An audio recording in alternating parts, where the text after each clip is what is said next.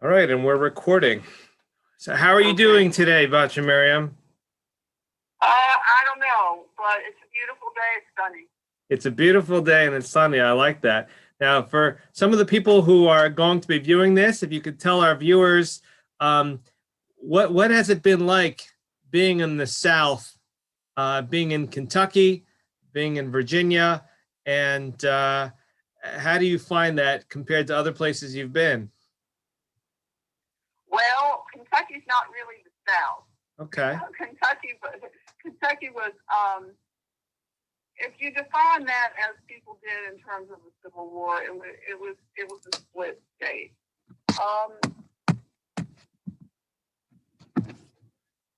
Didn't expect to be back in the South. I was raised in the South, and I left it because I was a radical, crazy leftist when I went to school.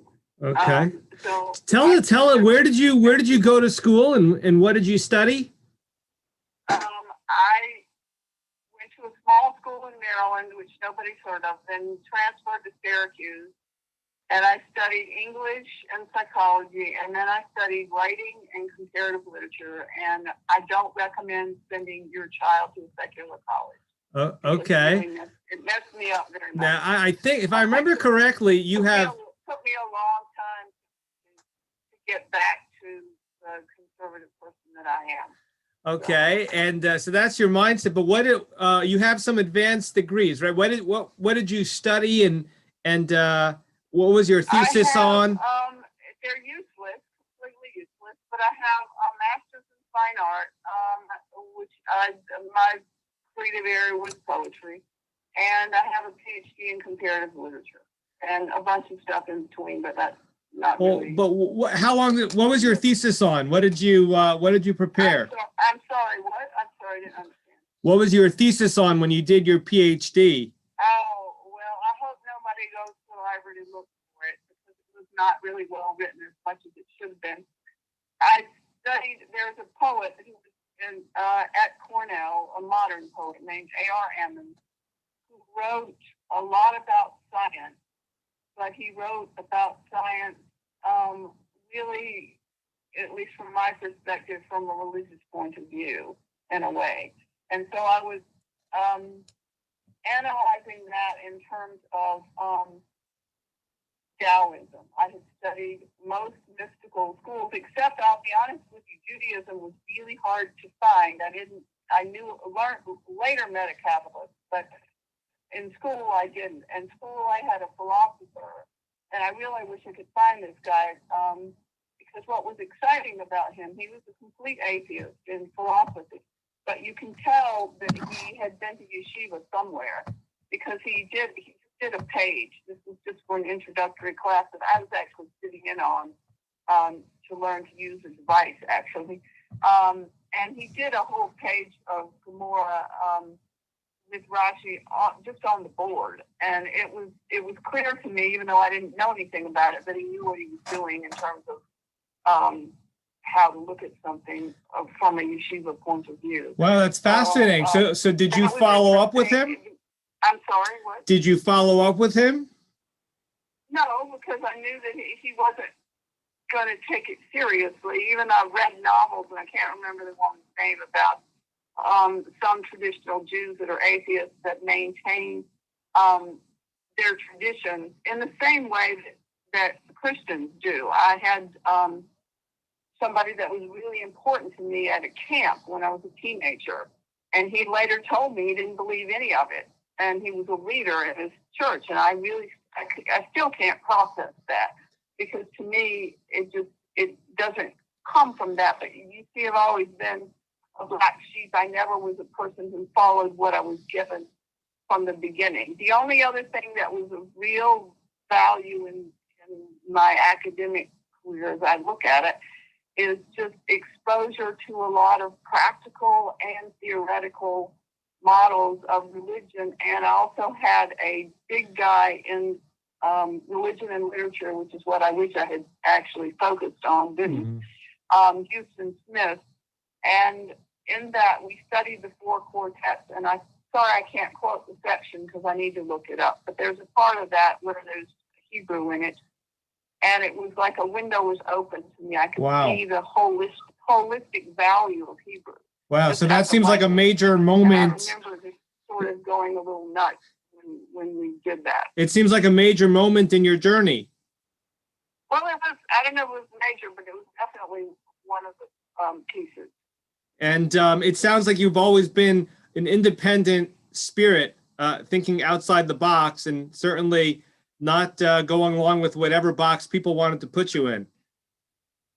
Well, I think that's kind of the case, and I'm not sure it was always for the right reasons. It's interesting to you need to sort out the arrogance with which you do things, and make certain that independence is taking you towards the appropriate mitzvah. And I don't know that we always do that. At least I know I haven't always. So do you have a favorite poet? Oh, not anymore. I did like Emily Dickinson a lot when I was younger. And do you remember anything about your dissertation or having to defend it? We didn't really defend it. The way things were done at this university, I had to take an oral exam over all this material that I had read, and all I can say is God must have been with me, because everybody on that committee, including my advisor, who was a really wonderful person, expected me to fail it. And I just got very lucky with some of the questions that people asked. It was stuff that I had really read, because I honestly had not reread everything on the list within 5 years, and I was just standing there hoping that they didn't ask about some of it. Now how many years did you live in Louisville, Kentucky for? A lot of people have never been to Louisville. A lot of people here don't even know within our audience that there's a Jewish community there. So maybe you can describe a little bit how you got there. And yeah, there is a Jewish community there, sort of. I was there 10 years. And when I got there, I had just really had sort of gotten to a low place. And I read everything I could find on Judaism one winter break, because I was in school trying to figure out, because I had lost a job in Baltimore, which was the wrong kind of job for me, even though I met somebody who was really important to me. Unfortunately, I've lost them as friends because they're not from anymore. But, and so I kind of immediately just went and pretty much read all this stuff, and then found a rabbi in the conservative movement, because nobody said there was anybody in Orthodoxy who would convert me in Louisville. And how long ago is this? That was, oh gosh, let me see. Sorry, my computer's making too much noise. 19,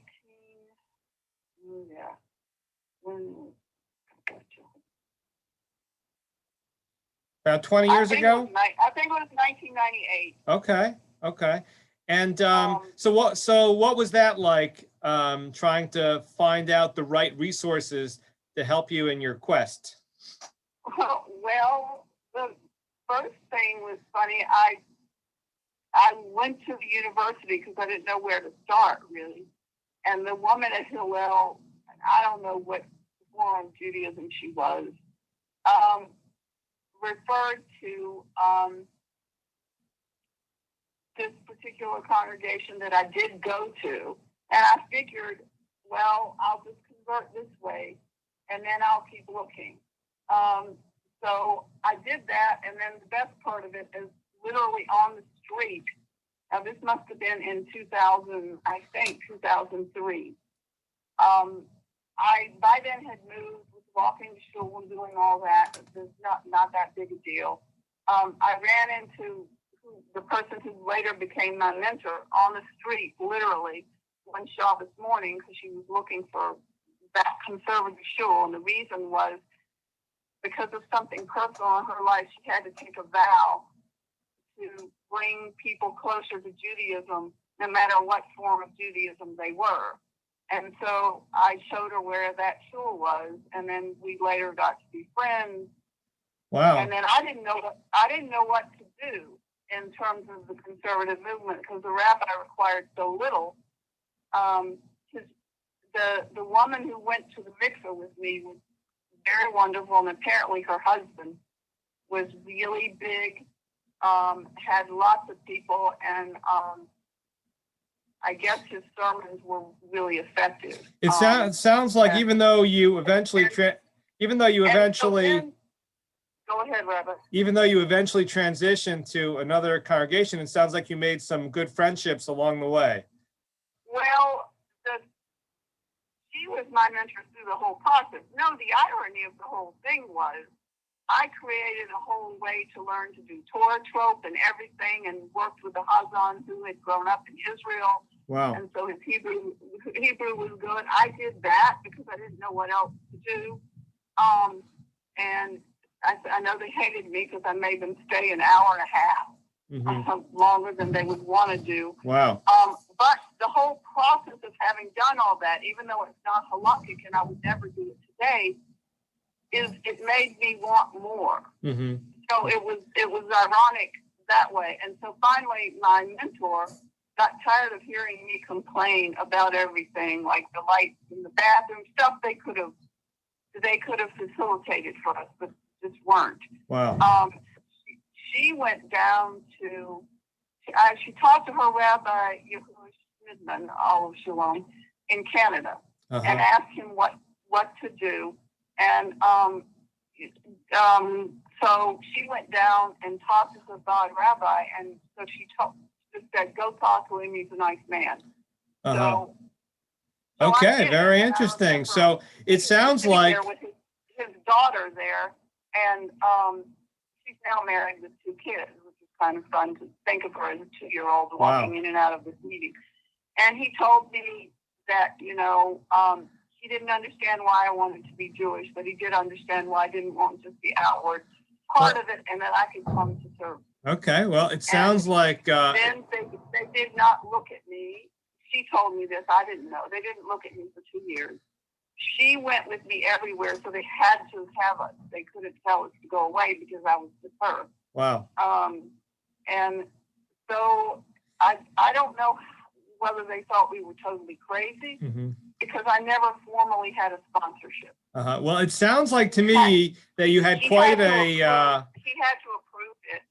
I know that much because I overheard a conversation I didn't want to overhear, that I was sitting in another room. It's very interesting to hear. And then it was just this year that I ended up in Richmond because somebody wanted me gone from Kentucky, and it was just getting to be unpleasant. And I knew the director here, and so I applied for that job 2.5 years before I got it. Yeah, tell people what you do. Tell people what you did here. Now, but I did teach newly blinded adults Braille, and transition youth in the summer. Sounds like you gave that. I'm sure you gave them a lot of great life skills, and I'm sure you had a certain kind of resiliency that a lot of these students didn't yet have, and you taught them, knowing you as we do, a greater sense of independence and courage and confidence. And are there any favorite stories from your teaching of these students? Well, they're all really interesting people that I just, hope they have the courage to apply the abilities. And then the real thing that I see as the issue is that I really want the private sector to give people an opportunity to try to do jobs, because that's what's important for them as well as anybody else. No, they were amazing. There was a woman at the Defense Department, a black woman who went to the school that I can't think of the name of, that is a sister school from Morehouse in Atlanta.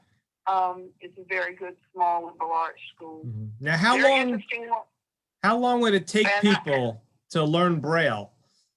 Well, it depends on how you learn it. In today's world, you would learn it with some technology, which is a good thing and a bad thing all at once. You would be able to learn the code probably within 2.5 months if you were really smart. and focused and not dealing with a whole lot of adjustments and not being connected with it, so you wouldn't have a lot of emotional stuff to go through. But then the trick is you would have to practice in order to really read either electronic Braille and then transition to paper Braille. But the issue is very few people are reading paper Braille anymore, so very few blind people participate in services. I guess they might get a header. I don't think they should be able to, personally, Now, to use some what electronic about device. But yeah? What about the Jewish community over the last 20 to 25 years? What have you seen in terms of the development of the Jewish community to accommodate the special needs? And I don't think there is. I think it's and I think there's fault on both sides. I think it's very complicated because of the embarrassment that people are afraid to bring to it. So a lot of people don't ask stuff, and then a lot of people don't say things that they could do. So it ends up kind of being a stalemate. It's just hard to say. I think it does work on an individual basis. Sometimes, even though the people, I had someone, and I didn't know this was going to be the case, work with me when I went to Israel, that I would never have used their training because it wasn't very challenging. But as individual tourist guides, they were very helpful in terms of making those accommodations. what was it like for you to go to Israel for the first time? I left my pillow there, and I actually tried to get it back and never could. And I should have just left myself there and not come back at all. So you enjoyed it. It sounds like it was a very powerful experience a couple years ago. It was amazing. No, I'd like to go back. I just can't figure out where I can live because I want to be able to walk somewhere. I don't want to be stuck. And I know the friends of mine that are in a frat live way too high up for me to be able to really walk anywhere, any distance to get to a store or anything. Right. So I know that would be a very workable situation. Now you've made a lot of references to your journey, your quest in terms of conversion. As a Jew by choice, it's, as is often referred to, it's pretty amazing to encounter Torah with the adult mind. Do you have a favorite or one or two favorite aspects in terms of Torah that really spoke to you from a philosophical perspective, that really encouraged you on this journey that many people don't know about? I don't know if I'd say a philosophical one, but I got terrorized one night because I just had this experience. I don't know how to talk about it. I don't want to say it was a voice from heaven, but it sure felt like it. Mm-hmm. And it just was yelling at me to get on with it. Wow. And so I was really scared. It was a good thing, but it was something I didn't want to repeat again. Wow. And then there were just a lot of things. Like, I know the first time I fasted for Yom Kippur, after it was all over, I just felt totally at home. I dreamed about one of the children in the rabbi's family. And I'm not sure why, because she was a little bit of a troubled teenager. She's not now, but she's grown and has kids. But so I don't know. It was. So it wasn't a philosophical point as much as it was certain points of inspiration and moments where you felt just driven based on your experiences. Yeah, it wasn't really it's so much an intellectual process. Mm-hmm. I was trying to make it an intellectual process in a way, and my mentor kept telling me, just practice, just learn to practice. Right. And very so for interesting. me, it was really strange. It was like I was learning as if I'd had, I don't want to say uneducated, but less educated Jewish parents. I was just discovering stuff. Mm-hmm. And I mean, I read all the books on the list. It wasn't that. And the night before I finished everything, I stayed up all night studying with stupid notes, which was kind of dumb, but I was too paranoid to do anything else because it took too long and I spent too much money. So now let me ask you, you recently traveled to Germany, and can you tell us a little bit about, for most of us who haven't been there, what the German Jewish community is like today, or the European Jewish community, in comparison to what we have here in America? Well, this was a small place relative. It was a town of 500,000 people, but it was a very, very small Jewish community. There was really just the Chabad family who were Israeli. And my friend who was at the European Music Center, she teaches music. It was her daughter and their family, the bar mitzvah that I was going to. And really most of the Jews in that town are Russian Jews, some of whom knew things and some of whom knew pretty much nothing. Mm-hmm. But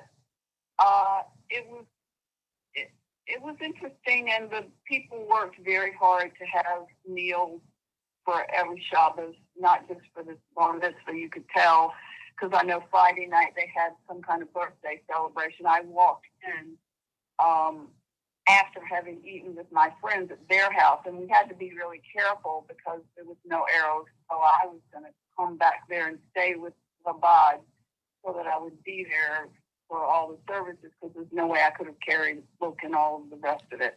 Right. But how can you? I think they're a lot like out of town jewelry, in the sense that you just have to be committed to serve the people that are there. Uh-huh.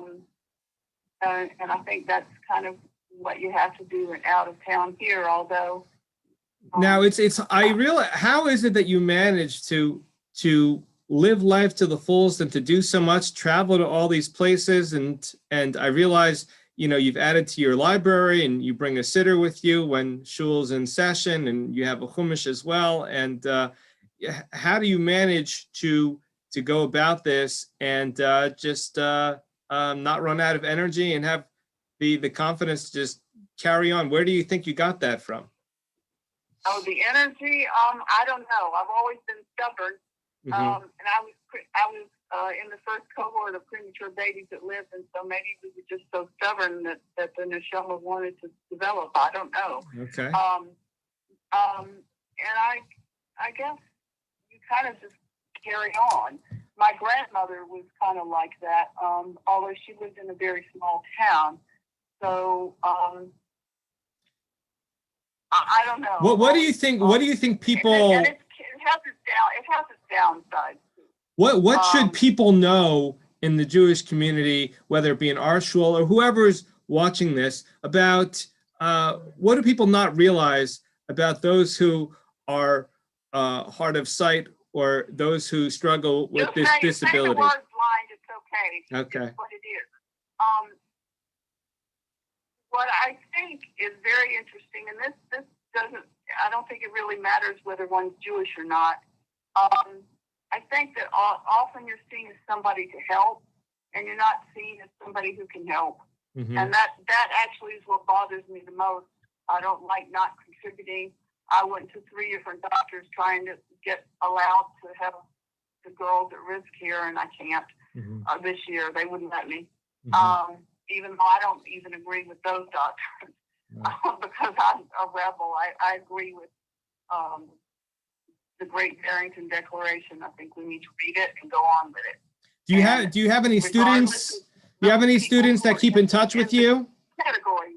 The young people need to go on. We need to work. Need to go to school, and we need to let that happen. Okay. Do you have any of these students that went on to careers from that kept in touch with you at all? I don't know.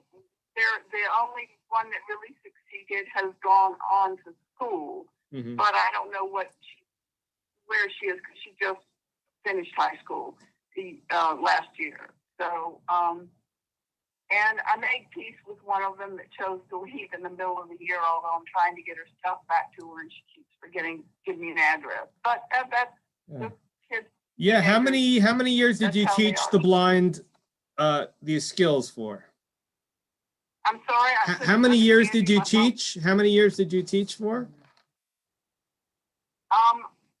20 years, a little over 20 years. Wow. Well, before that I was teaching in academia. Well, I want to thank you for your time. Most people do not realize what it's like to go through a conversion. Most people don't realize what it's like to live in the Jewish community as a blind person. And frankly, we all kind of watch how you journey through this process, whether it's going to Israel or just going to shul, but being able to experience all that the global Jewish community has to offer. So I want to thank you very much for your time, and I appreciate some of your insights and the incredible journey that is your story and how you got to Beth Israel and the Richmond Jewish community. And thank you very much for sitting for the interview. Thank you,